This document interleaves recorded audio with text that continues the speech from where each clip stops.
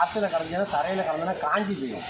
அப்போ மக்குதல்ங்கிறது தண்ணி உள்ளே கிடந்தாலும் நடக்காது, தரைக்குள்ளே தோண்டி புதைச்சாலும் நடக்காது, தரையில் தரை மேலே கிடந்தாலும் நடக்காது, காஞ்சிடும்.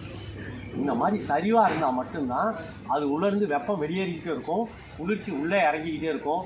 மக்குதல் வினை அல்லது மடித்தல் வினை நடக்கிற ஒரே ஒரு இடம் இதுதான்.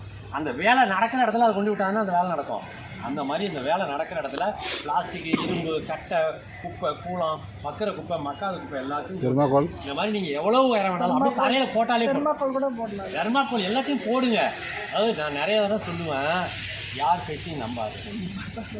எப்பொருள் ஆயினும் மெய்ப்பொருள் காண்பது அறிவு. உண்மையை பார்க்கணும்.